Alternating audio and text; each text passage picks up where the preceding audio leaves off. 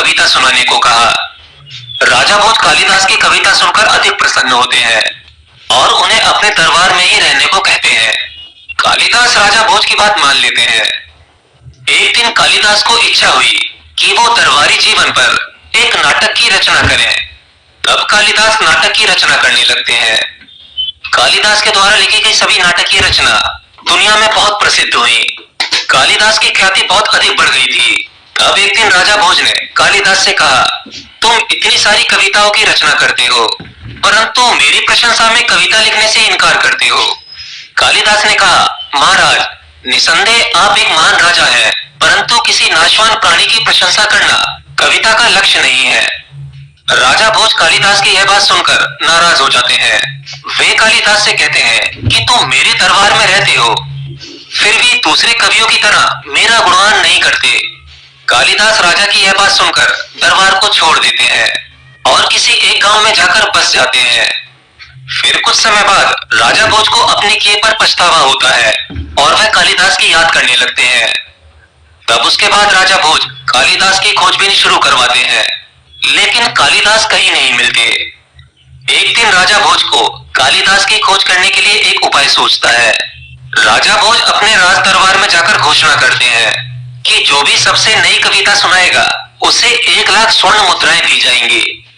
फिर राजा भोज राज दरबार में सभी पंडितों की सभा बुलाते हैं और उनसे कहते हैं कि जब तक कालिदास नहीं आ जाते तब तक आप सभी कविताओं को पुरानी बताते जाना। कविता सुनाने के लिए राज दरबार में अनेकों कवि आते हैं, तो राज दरबार के सभी पंडित उनकी कविताओं को पुराना बता देते हैं। जब ये बात कालिदास के कानों में पड़ती है तो वो राजा के मन की बात को समझ लेते हैं।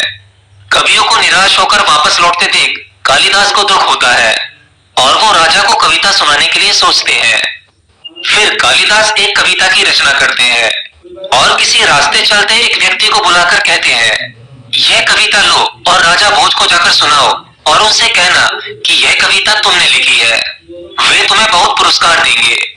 पर वह आदमी कालिदास से कहता है कि ना तो मैं एक कवि हूँ और ना ही कोई विद्वान, फिर भला यह कविता मैं कैसे सुना सकता हूँ। उस पर कालिदास कहते हैं कि मेरी बात मानो, तुम जाओ ये कविता सुनाओ, तुम्हें पुरस्कार के रूप में बहुत धन मिलेगा। वह आदमी कालिदास की बात सुनकर राजा भोज के दरबार में जाकर कविता सुनाने लगता है। कविता में कालिदास ने लिखा था कि आपके पिता ने कभी मुझसे 91 करोड़ स्वर्ण मुद्राएं उधार ली थी, जो अब तक आपने उस धनराशि को नहीं लौटाया है। राज दरबार के सभी पंडित यह कविता सुनकर एकदम सन्न रह जाते हैं। वह आदमी उन पंडितों से पूछता है कि आप सबने पहले कभी मेरी इस कविता को सुना है। राज दरबार के सभी पंडित असमंजस में पड़ जाते हैं कि यदि वो हाँ कहते हैं तो राजा को 91 करोड़ स्वर्ण मुद्राएं देनी होंगी, और यदि ना कहते हैं तो यह कविता नहीं मानी जाएगी। वह आदमी कहता है कि यदि सभा के पंडितों ने मेरी कविता पहले नहीं सुनी हो तो इसे नहीं माना जाएगा और परिणाम स्वरूप मुझे 1,00,000 मुद्राएं मिलनी चाहिए। राजा भोज उस आदमी की चतुराई से बहुत प्रसन्न होते हैं और उसे 1,00,000 स्वर्ण मुद्राएं देते हैं। तब राजा भोज उस आदमी से कहते हैं कि क्या यह कविता तुमने खुद लिखी है। राजा की यह बात सुनकर वह आदमी थोड़ा सा घबरा जाता है। तब राजा कहते हैं कि तुम डरो मत, यह धन तो तुम्हारा हो चुका है, केवल सत्य बताओ। तब वह आदमी बताता है कि महाराज, यह कविता मैंने नहीं बल्कि हमारे गांव में एक विद्वान है, उन्होंने ही लिखकर मुझे दी है। तब राजा समझ जाते हैं कि यह कविता जरूर कालिदास ने लिखी है। तब राजा उस आदमी से पूछते हैं कि तुम्हारा कौन सा गांव है, मुझे उस विद्वान से मिलना है। फिर वह आदमी राजा को कालिदास के घर लेकर जाता है।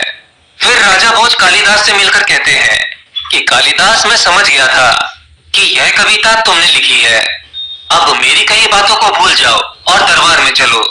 कालिदास राजा की बात मान लेते हैं और उनके साथ चलने के लिए राजी हो जाते हैं।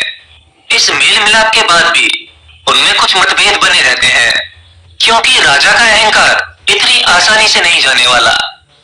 कालिदास का स्वभाव भी कुछ ऐसा ही था। उन्हें अगर कोई थोड़ा सा भी अपमानित कर देता था तो वह कहीं चले जाते थे। तो एक बार ऐसा होता है कि कालिदास दरबार में आने को इनकार कर देते हैं। अब राजा भोज को यह जानने की इच्छा होती है कि कालिदास उनके बारे में क्या सोचते हैं, इसलिए राजा भोज भेष बदलकर कालिदास के पास पहुंचते हैं। कालिदास राजा की बात मान लेते हैं और उनके साथ चलने के लिए राजी हो जाते हैं। इस मेल मिलाप के बाद भी उनमें कुछ मतभेद बने रहते हैं, क्योंकि राजा का अहंकार इतनी आसानी से नहीं जाने वाला। कालिदास का स्वभाव भी कुछ ऐसा ही था। उन्हें अगर कोई थोड़ा सा भी अपमानित कर देता था तो वह कहीं चले जाते थे। तो एक बार ऐसा होता है कि कालिदास दरबार में आने को इनकार कर देते हैं। अब राजा भोज को यह जानने की इच्छा होती है कि कालिदास उनके बारे में क्या सोचते हैं, इसलिए राजा भोज भेष बदलकर कालिदास के पास पहुंचते हैं। राजा कालिदास को देखकर उन्हें प्रणाम करते हैं और कालिदास से कहते हैं कि मैं धारानगर से आया हूँ। कालिदास उन्हें पधारने के लिए कहते हैं और राजा भोज के बारे में पूछते हैं। राजा भोज बोलते हैं कि उनका तो हाल ही में देहांत हो गया है। कालिदास राजा की मृत्यु पर बहुत भावुक हो जाते हैं और उनके गुणगान में एक कविता सुनाते हैं। तब राजा भोज अपने असली रूप में आकर बोलते हैं, तुमने आज आखिरकार अपनी कविता में मेरा गुणगान कर ही दिया। कालिदास राजा को जिंदा देखकर बहुत प्रसन्न होते हैं और उन्हें गले से लगा लेते हैं।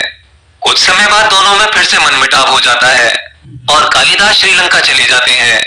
श्रीलंका के नरेश कालिदास का बड़ा मान सम्मान करते थे, फिर भी कालिदास उनके पास न जाने का निश्चय करते हैं। अतः कालिदास वहां किसी नर्तकी के यहाँ ठहर जाते हैं। राजा भोज की तरह ही कुमार दास भी नृत्य तथा कला के बड़े प्रशंसक थे, इसलिए वो अपने नगर में ऐलान करवाते हैं कि जो कोई भी इस छंद को पूरा करेगा उसे महाराज 1,00,000 स्वर्ण मुद्राएं भेंट करेंगे। परंतु कोई भी उस छंद को पूरा नहीं कर पाता। तब वह नर्तकी कालिदास को यह बात बताती है। कालिदास उस नर्तकी से कहते हैं कि यह छंद तो बहुत आसान है, मैं इसे अभी पूरा किए देता हूँ। नर्तकी कालिदास से छंद की रचना करवाती है। नर्तकी सोचती है कि इस छंद पर महाराज मुझे अवश्य पुरस्कार देंगे, लेकिन मुझे मिला वह पुरस्कार कालिदास ले लेगा, क्योंकि छंद को पूरा करने वाला वही है। इसलिए वह नर्तकी लालच में फंसकर कालिदास की पीठ पर पीछे से छुरा घोंप देती है, जिससे कालिदास की मृत्यु हो जाती है। नर्तकी जब वह छंद कुमार दास को सुनाती है तो वह अत्यंत प्रसन्न होते हैं, लेकिन कुमार दास छंद की शैली से समझ जाते हैं कि यह छंद कालिदास ने लिखी है। फिर कुमार दास नर्तकी से पूछते हैं, क्या यह छंद सचमुच में तुमने लिखी है? तुम्हें सच बताना होगा, अन्यथा तुम्हें मैं काल कोठरी में बंद करवा दूंगा। नर्तकी डर जाती है और कहती है कि क्षमा करें महाराज, यह छंद मैंने नहीं लिखी है, मुझे लालच ने अंधा कर दिया था, इसलिए मैंने रचनाकार की हत्या कर दी है।